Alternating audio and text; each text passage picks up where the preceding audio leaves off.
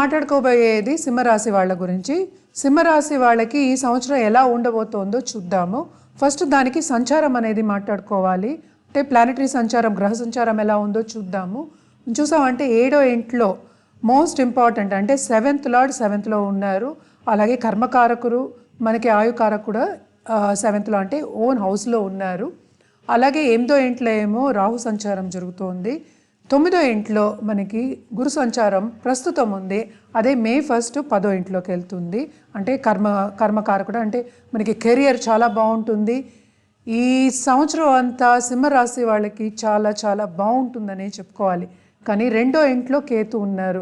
So financial position మనం చూసాము అంటే కొంచెం స్ట్రాంగ్ అవుతుంది. వీళ్ళు కొత్త కొత్త బిజినెస్లు స్టార్ట్ చేస్తారు.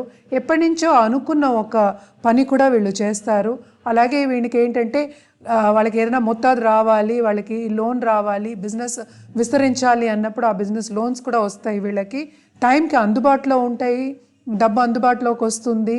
అలాగే ఏంటంటే కెరియర్ అడ్వాన్స్మెంట్ చాలా ఎక్కువ కనిపిస్తోంది. అండ్ దీంట్లో ప్లస్ పాయింట్ ఏంటంటే పార్ట్నర్షిప్ బిజినెస్ చాలా బాగుంటుంది. ఎందుకంటే 7th లార్డ్ 7thలో 7వ లార్డ్ 7వ ఇంట్లోనే ఉన్నారు. అది కూడా చాలా బాగుంటుంది. అలాగే వీళ్ళ పార్ట్నర్స్ ఇన్ లైఫ్ కానీ, వీళ్ళతో ఉన్న పార్ట్నర్స్ కానీ, వీళ్ళ కొలీగ్స్ కానీ చాలా బాగుంటుంది, ఆనందంగా ఉంటుంది ఈ సంవత్సరం సింహరాశి వాళ్ళకని చెప్పాలన్నమాట. ధార్మిక కార్యక్రమాల్లో కూడా వీళ్ళు పాల్గొంటారు. కానీ వీళ్ళకి హెల్త్ విషయం వచ్చేప్పటికి 7th హౌస్ మన హెల్త్ కూడా మాట్లాడుకుంటాం. అలాగే 2nd హౌస్ కేతు కూడా మనం ఫైనాన్షియల్ ప్లస్ హెల్త్ కుటుంబ విషయం కూడా మాట్లాడుకుంటాము. దాంట్లో కొన్ని ఇబ్బందులు ఉంటాయి అని చెప్పబడుతుంది అనమాట. కానీ వీళ్ళకి మే తర్వాత కెరియర్ అడ్వాన్స్మెంట్ చాలా బాగుంటుంది అనే చెప్పాలి.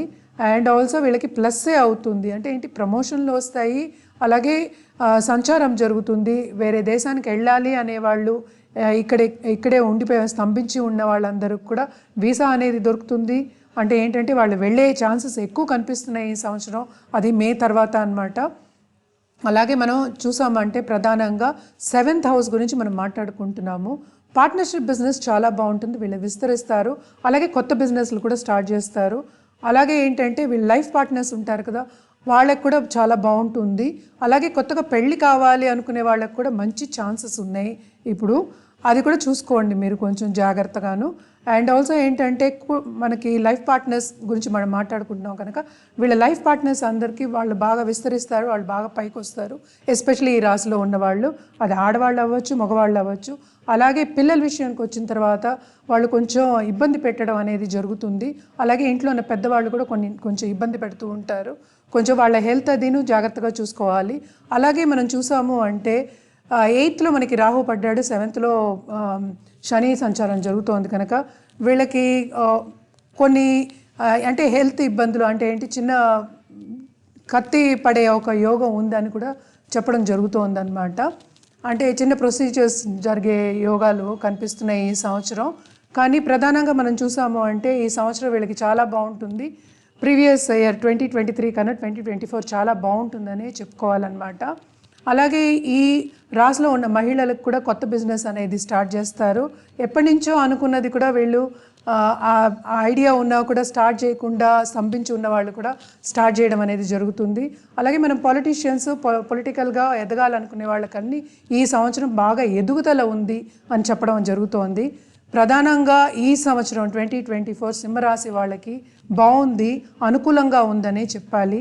అంటే మిగతా సంచారం, మిగతా చిన్న గ్రహాలు ఉన్నాయి, ఆ గ్రహ సంచారం తప్పక జరుగుతూ ఉంటుంది కనుక చిన్న చిన్న ఇబ్బందులు అనేవి కొన్ని నెలలు తప్పదు, ఒక 2-3 నెలలు తప్పదు.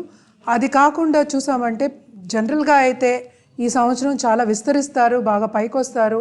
ఎస్పెషల్లీ వీళ్ళకి కెరియర్ విషయంలో బాగా ఉన్నతమైన స్థాయికి వస్తారు. కొత్త జాబ్ కావాలి అనుకున్న వాళ్ళు, కొత్తగా జాబ్ వెతికే వాళ్ళకి కూడా వీళ్ళకి మంచి ఛాన్సెస్ ఇయ్యారు. తప్పక ఇది సద్వినియోగం చేసుకోవచ్చు. అలాగే వీళ్ళకి 2వ ఇంట్లో కేతు ఉంది కనుక ధార్మిక కార్యక్రమాల్లో పాల్గొంటారు. స్పిరిచువల్ ప్రోగ్రెస్ అనేది చాలా ఎక్కువ ఉంటుంది. ఆ స్పిరిచువల్ ప్రోగ్రెస్ మీద వాళ్ళు మక్కువ కూడా చూపిస్తారు. అంటే దాంట్లో స్టడీ కూడా ఉంటుంది కదా, అలాంటి స్టడీస్ మీద అంతా చాలా మక్కువ చూపిస్తారు, చాలా బాగా పైకి వస్తారనే చెప్పాలన్నమాట. అలాగే వీళ్ళకి మనం చూసాము అంటే రాహు కేతుకి మనం ప్రదక్షిణ చేయడం అంటే సండే చాలా మంచిది. మన హెల్త్ కొంచెం సెన్సిటివ్ అన్నాం కనుక హెల్త్ విషయం వచ్చేప్పటికి ఆదిత్య హృదయం సండే చదువుకోవడం అనేది చాలా మంచిది. అలాగే మనం కలర్స్ చూసామంటే ఆరెంజ్ కలరు వీళ్ళకి ఏంటంటే మంచి ఇది అని చెప్పాలంటే నెలలు అని చెప్పాలంటే మే నెల చాలా బాగుంటుంది. అలాగే మనం చూసామంటే అక్టోబర్ డిసెంబర్ కూడా చాలా చాలా బాగుంటుంది. చూసుకోండి ఈ దాంట్లో మీరు కావాలి సాధించాలనుకునేదంతా సాధించవచ్చు. పాజిటివ్ డైరెక్షన్లో వెళ్తే ఇంకా తొందరగా మీకు పనులు అవుతాయి. సో పాజిటివ్ డైరెక్షన్గా వెళ్ళి కొంచెం జపాలు కానీ లేకపోతే పూజలు కానీ ఇంట్లో చేసుకోవడం అనేది ఉత్తమం. ఎస్పెషలీ మనం ఏంటంటే సూర్య జపం చేసుకోవడం అనేది మంచిది. అలా చేసుకోలేకపోతే మీరు వినొచ్చు కూడాను. మనం ఏంటంటే జాతకం చెప్తాం, జాతక రీత్యా మనం ఏంటంటే స్టోన్స్ పరిహారాలు ఇవ్వడం జరుగుతుంది. ఇది మనం జనరల్గా చెప్పుకున్నాం కనుక మీరు జాతకం మన దగ్గర చూపించుకున్నారు అంటే మీకు జాతకం చూసి మీ జాతక రీత్యా మనం పరిహారాలు ఇవ్వడం అనేది జరుగుతుంది. అలాగే మనం జాతిరత్నాలు ఇవ్వడం జరుగుతుంది. మన దగ్గర జమాలజిస్ట్ కూడా ఉన్నారు, మంచి జాతిరత్నం అనేది ఇవ్వడం జరుగుతుంది. అలాగే ఆభరణం కూడా చేసి ఇవ్వడం జరుగుతుంది.